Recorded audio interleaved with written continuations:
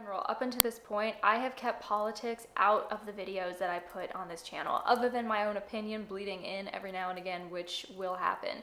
And that's been done pretty intentionally. For one thing, I feel that we live in a pretty politically saturated society as it is. I don't think that I need to bring it in any more than it already has been. Secondly, there are already more well-versed and more well-educated people out there who are sharing my opinions, and I don't think that adding my voice to that would really change anything. And lastly, it just really doesn't fit into the vision that I have for this channel and the kind of content that I want to put out.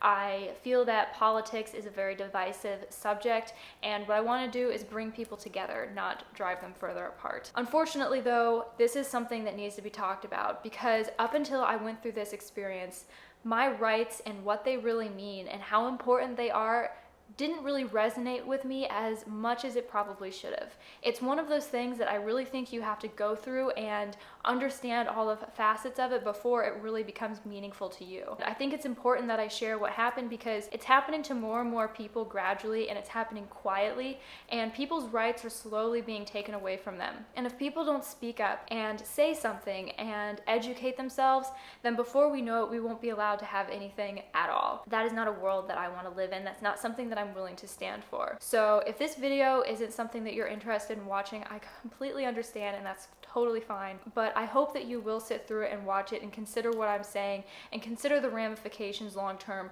regardless of where you fall on this topic. Back in July, I decided to purchase a firearm. This was something that I'd wanted to do for a while. Having a way to defend myself in case of an emergency is very important to me, and I think it should be to most people. I purchased a Kimber Compact Micro 9, a small handgun, and when I went to go and try to pick it up from the FFL that it had been shipped to, I ran into issues very quickly. I was denied access to a background check by the NICS personnel that we spoke to through the state of Connecticut. I was denied access to my firearm, and this was all done under the basis of a couple of things. The first was that the supervisor, this individual that we spoke to, would not allow me access to my firearm on the basis of the fact that I did not have a Connecticut pistol permit. And secondly, because she said that though I am law enforcement, I did not fall under U.S. Code Title 21, which according to her is the authorization that Connecticut law enforcement derive their authority to apprehend from. I was fed incorrect information by this individual. I was denied access to my firearm that day and access to a very basic, inalienable human right that every single American citizen has to keep and bear arms. I went home that day without my handgun and without any clear answers, and I knew that I was going to get both of those things one way or another because I was completely unsatisfied and miffed at the entire situation. It just reeked of something dishonest and frankly sinister, and I think as I get into this story, you'll begin to agree with that. The first thing that I want to go over is Connecticut state pistol law. It is long and laborious, as most laws are, but very specifically it states that federal agents, marshals, and law enforcement personnel are exempt from having to have a Connecticut state pistol permit. And on the application to purchase a firearm, which is a standard government form that anyone would fill out, it asks for one of two things: your pistol permit number, which would be the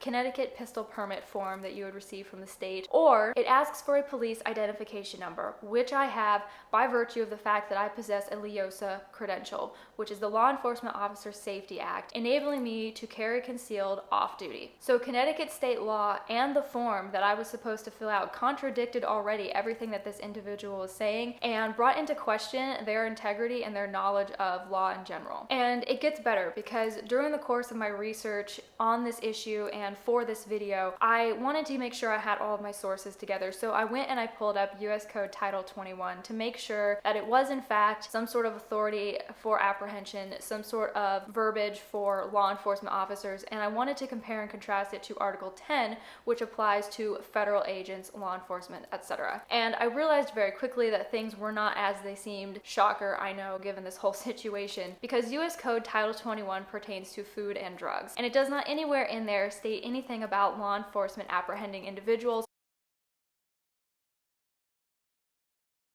Although it does mention the Bureau of Narcotics, which is ironic because they too are a federal bureau, so they would fall under U.S. Code Title 10 as well. Pretty ironic if you think about it, but it proves that this individual, this supervisor who was acting in an authoritative position, had no clue what she was talking about and was making things up to get us off of her back and get us out of her way so that she could go about her day, which apparently consists of infringing on people's rights and blocking their access to them. About a week and a half after this all occurred, heard, I called the state back, but this time when I went through the NICS number, I asked to speak to a detective of the state because the FFL told me that that was my best bet for getting some clarification. It was only after I spoke to this detective, Detective Maurice, that I received any kind of clarification. She was incredibly helpful and immediately agreed to help me get my handgun, which was a breath of fresh air. She gave me her personal contact information, and later that day when I went to go and pick up my handgun, we called her directly and did the pistol transfer through her. I later had a conversation with the FFL via text, which I will post up here so that you can see it. And he basically asked her why she was being so helpful and willing to work with us when the supervisor that we had spoken to before was completely disinclined to do anything. And she must have known exactly who we were talking about and been very familiar with this individual, because what she said was pretty damning. Basically stated that this person likes to interpret the law their own way and make things up to suit their whim, which is pretty sickening when you think about it. These are people that we're supposed to be able to count on to interpret the law and to aid us when we need their help. Clearly, she did not think it was in her best interest to do that. A huge shout out to Detective Maurice for being an upstanding individual and for showing me that even though there are a lot of rotten people in the system, there are good people who are willing to do their jobs and uphold the law and actually help people when they need it. And that did restore just a little bit of my faith in people given this whole situation, but not enough that I won't be forever suspicious going forward anytime I'm dealing with any kind of government. This entire situation taught me a few things. The first is that it's vitally important to know your rights and to know what you're entitled to, and to be as familiar as you possibly can with the law. Of course, there was no way that I could have known, given the fact that I'm not a lawyer and I've never studied law, that US Code Title 21 is for food and drugs and has nothing to do with apprehension, and I had no way of knowing that that supervisor was lying to us. But after that, it took only a very quick Google search to find out the truth and blow this thing wide open, essentially. And it also taught me that just because someone is in a position of authority or says that they are a subject matter expert or has some sort of credentials saying that they are in a certain position doesn't mean that they are necessarily trustworthy or know what they're talking about. Unfortunately, we live in a world where a lot of people are operating out of very disingenuous, self-interested motives, and that bleeds into everything that they do. It can really do a lot of harm if it isn't checked. It's chilling to me how quietly people's rights are taken away. One thing that I noticed pretty quickly in this experience, as I was talking to people that I work with, other law enforcement who are from this area and have lived on the East Coast for a while, was that they found nothing odd in the fact that they had to pay a whole bunch of money and go through a very lengthy, months-long process with interviews and multiple background checks through the state of Connecticut just to be allowed to have a firearm in their possession. They found nothing odd about that, and were frankly a little bit surprised that I did. And it just struck me how